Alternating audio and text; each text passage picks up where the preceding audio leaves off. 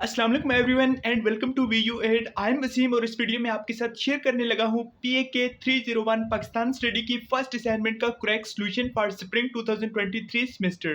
Assignment की सबसे पहले डिटेल देख लेते हैं। ओपनिंग डेट इसकी 19 मई है और डेडलाइन आपके पास 26 मई है। टोटल आपके पास 10 + 5 यानी फर्स्ट क्वेश्चन के 10 और सेकेंड के 5 15 मार्क्स हैं। असाइनमेंट को सॉल्व करने से पहले उन्होंने कुछ आपको इंस्ट्रक्शंस दी है, वो पढ़ लेते हैं। सबसे पहले उन्होंने ये बताया है कि लेट असाइनमेंट सब वो एक्सेप्ट नहीं करेंगे। अगर आपकी फाइल करप्ट हुई या DOC फॉर्मेट यानी डॉट डॉक्स फॉर्मेट के अलावा हुई तो आपकी असाइनमेंट को 0 मार्क्स मिलेंगे।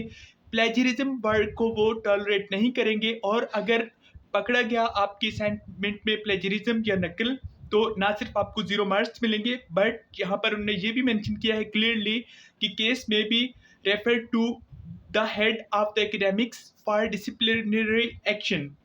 ठीक है, और उसके साथ साथ ये उन्होंने बताया है आपको कि दो जो फाइल है वो डार्क फॉर्मेट में होनी चाहिए। फॉन्ट कलर आपका प्रेफरेबली ब्लैक और फॉन्ट साइज 12 होना चाहिए। टाइम्स न्यू रोमन फॉन्ट आपने यूज़ करना है। कोई भी असाइनमेंट हो, चाहे वो पाकिस्तान स्टडी की, इस्लामियात की, कंप्यूटर साइंस की, MGT या VU के किसी भी सब्जेक्ट की कोई भी असाइनमेंट है, आपने उसको एज इट इज़ कॉपी नहीं करना होता बल्कि उसमें चेंजिंग करनी होती हैं। अब एक असाइनमेंट में चेंजिंग कैसे करते हैं और किस तरह आप अपनी असाइनमेंट में फुल मार्क्स ले सकते हैं, स्पेशली VU के न्यू स्टूडेंट्स, आपको इस वीडियो के ऊपर एक नोटिफिकेशन नज़र आ रहा है, वो वीडियो लाजमी देखें। मैंने वो वीडियो इसीलिए बनाई है ताकि आप लोगों को पता चल सके कि वीडियो में असाइनमेंट में चेंजिंग किस तरह करते हैं। तो आइए स्टार्ट करते हैं आज की असाइनमेंट के सॉल्यूशन को। लेकिन उससे पहले अगर आप वीडियो चैनल पर न्यू है तो सब्सक्राइब कर दें और बेल आइकन को भी प्रेस करें ताकि आपको इस तरह की हर नई असाइनमेंट, GTB और क्विज के सॉल्यूशन का नोटिफिकेशन ऑन टाइम मिल सके। हमारे पास जो फर्स्ट क्वेश्चन है जिसके 10 मार्क्स हैं वो ये है कि इल्लामा इकबाल की जो 1930 का एड्रेस या खिताब था ऑल इंडिया मुस्लिम लीग का, उसे कंसिडर किया जाता है बरसगीर की तारीख में एक लैंडमार्क के तौर पर। ठीक है, और आपने इस हवाले से क्रिटिकली एनालाइज करना है इल्लामा इकबाल के विजन को, जो उनका विजन था कि एक इलादा मुसलमानों के लिए एक इलादा रियासत होनी चाहिए बरसगीर के मुसलमानों के लिए। अच्छा जी, सॉल्यूशन की तरफ बढ़ते हैं। ओवरव्यू ओवरव्यू में आपने एज इट इज़ कॉपी नहीं करनी बल्कि आपने सिर्फ यहाँ से आइडिया लेना है और अपने वर्ड्स में असाइनमेंट को लिखना है।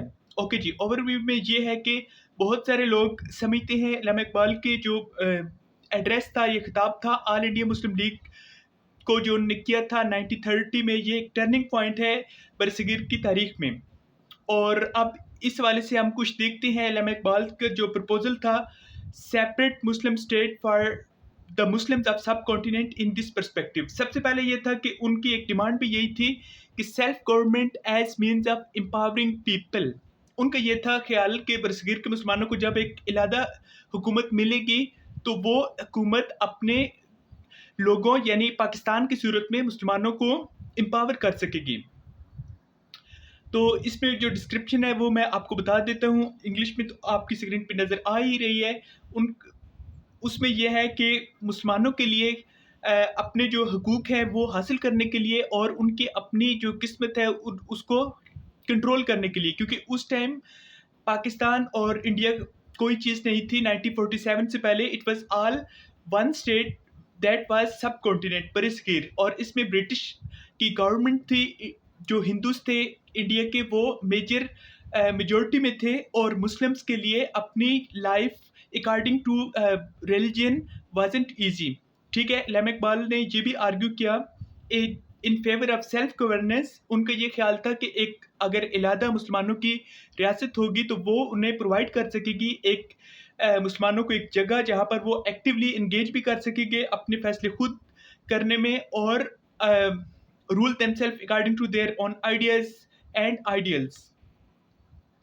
सेकंड ये है कि मुस्लिम ब्रदरहुड। इल्लामा इकबाल का ये भी ख्याल था कि जब मुसलमानों को एक इलादा रियासत मिल जाएगी पाकिस्तान की सूरत में तो उनमें यूनिटी या इत्तेहाद बढ़ेगा।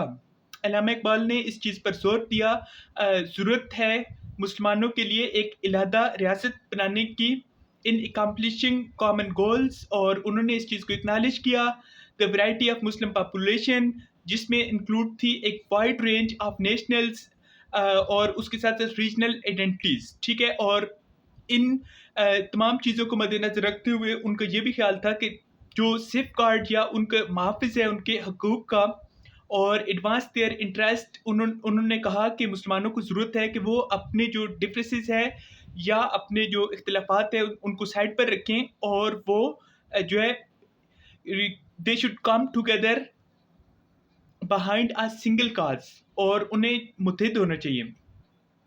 थर्ड पॉइंट ये है कि Islam's cultural identity must be preserved और इमाम इकबाल ने ये भी कहा था 1930 के अपने एड्रेस में कि जो मुसलमानों का अ, और इस्लाम का जो कल्चरल आइडेंटिटी है उसे बचाना है, ठीक है? और उसे बचाना भी है और उसे एडवांस भी करना है। मुसलमानों का एक यूनिक कल्चर है और उनका एक मज़हब है और सोशल आइडेंटिटी है जो कि प्रायोरिटी थी इमाम इकबाल के लिए और इनको बचाने के लिए उन्होंने सोचा एक इलादा मुसलमानों की रियासत होनी चाहिए। फिर हमारे पास है जी इंटीग्रेशन एंड कोलैबोरेशन, तावन और इताद। इल्हाम इकबाल का जो विज़न था वो जो अनलाइक कॉमन बिलीफ जो एक कॉमन बिलीफ था उसके बिल्कुल खिलाफ था। कॉमन बिलीफ क्या था? Was neither founded on religious exclusively, सिर्फ़ वो मज़हब की बुनियाद पर नहीं था और द मार्जिनलाइज़ेशन ऑफ अदर कल्चर्स। उन्होंने सपोर्ट किया माशरे में जहाँ पर लोगों को सारे तकरीबन जो नेशनलिटीज़ हैं और रिलीजन्स हैं माइट लिव इन पीस। और इल्हाम इकबाल ने जो एक इलादा रियासत मांगी थी वो सिर्फ मुसलमानों के लिए ही नहीं मांगी थी बल्कि उनका ये भी ख्याल था कि उसमें तमाम लोग, हर मज़हब के लोग और हर नस्ल के लोग अमन से रह सकते हैं। देन हमारे पास है जी समरी और या कंक्लूजन।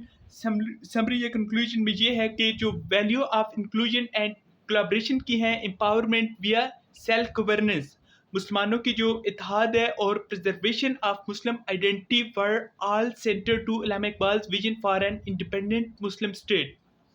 उन्होंने सोचा कि एक जो इलादा रियासत होगी वो प्रिजर्व करेगी या बचाएगी जो डिस्टिंक्ट कल्चर है और रिलीजियस करैक्टरिस्टिक्स या क्वालिटीज़ हैं मुसलमानों की, offer a platform for self determination and active participation in governance, promote unity, इत्तेहाद को जो है वो प्रमोट करेंगे among various Muslim communities and advance an inclusive society where people of various backgrounds and faith could coexist, जहाँ पर सिर्फ मुसलमान ही नहीं बल्कि बाकी तमाम मज़ाहिब के लोग भी जो है वो पुरअमन तरीके से अपनी ज़िंदगी को गुजार सकते हैं। ये थे आपके फर्स्ट क्वेश्चन का करेक्ट आंसर। अब चलते हैं सेकंड की तरफ, लेकिन उससे पहले एक अनाउंसमेंट स्पेशली फॉर वीयू के न्यू स्टूडेंट्स या ऐसे लोग जो जॉब होल्डर्स हैं जिनके पास टाइम नहीं है, अगर वो अपने एलएमएस को मैनेज कराना चाहते हैं। एलएमएस मैनेजमेंट से मुराद आपकी असाइनमेंट, जीटीबी क्विज़ को हम फुल मार्क्स की गारंटी के साथ सॉल्व करते हैं और उसके साथ साथ जैसा कि आपको पता है 12 जून को आपका फर्स्ट मिड टर्म एग्जाम है, 26 मई को आपकी डेट शीट ओपन होनी है।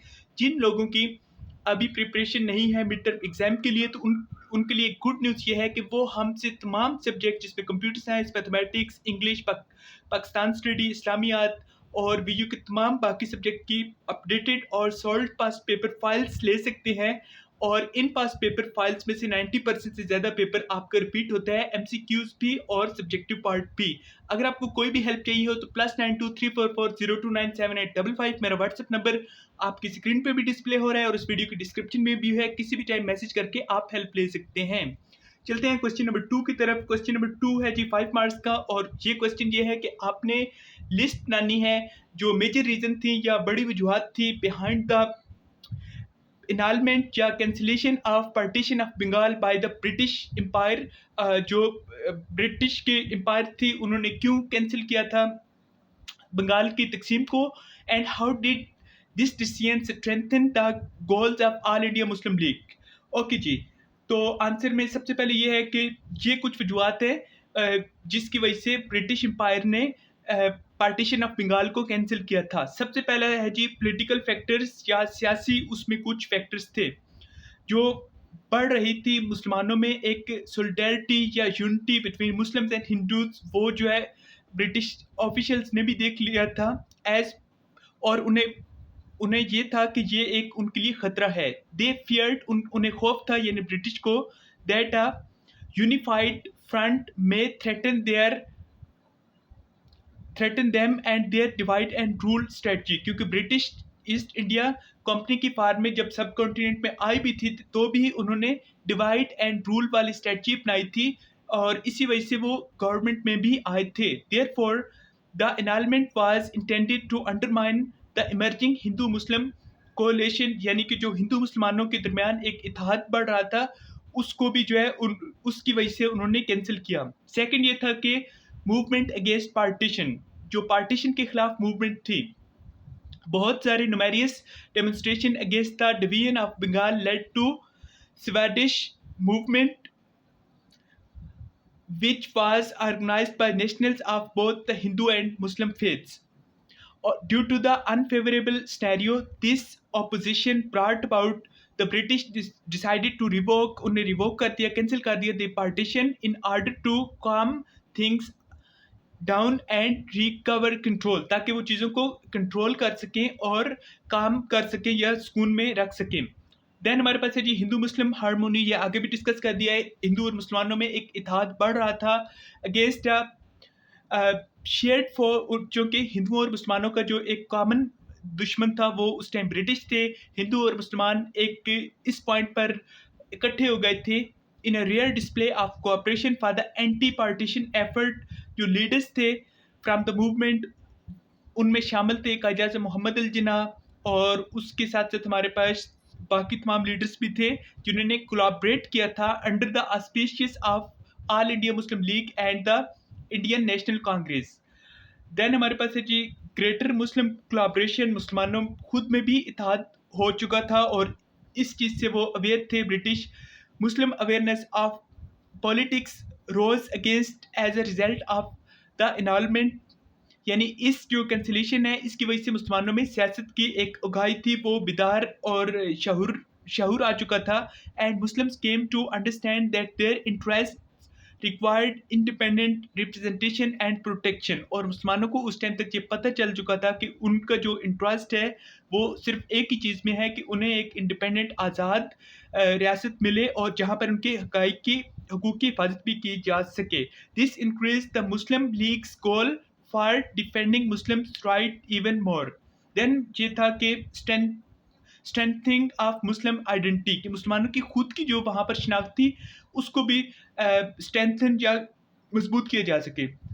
जो बंगाल डिवीजन थी वो ओवरटर्न हो गई थी, जिसने स्ट्रेंथन किया एक नोशन को, मोटो को, एक ख्याल को, एक नज़रिए को of a separate Muslim identity and, और जो ज़रूरत थी मुस्लिम सोलिडेरिटी या यूनिटी की in the face of political difficulties, तमाम तर सियासी मुश्किलात के बावजूद इस चीज़ ने मजबूत किया मुस्लिम लीग के जो क्वेश्चन थी उनको, to bring Muslims from all over the सब कॉन्टिनेंट, तमाम बरसगीर से इकट्ठे हो जाएं बिहाइंड अ सिंगल काज, और वो सिंगल काज ये थी कि उन्हें एक सेपरेट स्टेट मिल सके in form of Pakistan. Then हमारे पास है जी कॉल फॉर डिस्टिंक्ट इलेक्ट्रोड, कि उनके अपने जो इलेक्शन में इलेक्ट्रोड्स या नुमाइंदे हैं वो खड़े हो सकें। जो ये कैंसिलेशन थी इसने ये एक चीज़ तो क्लियर कर दी थी कि मुसलमानों को नीडेड था या उनकी ज़रूरत थी कि उनके अपने जो हैं वो लोग वो इलेक्शन में खड़े हों in order to have power representation and have their interest protected.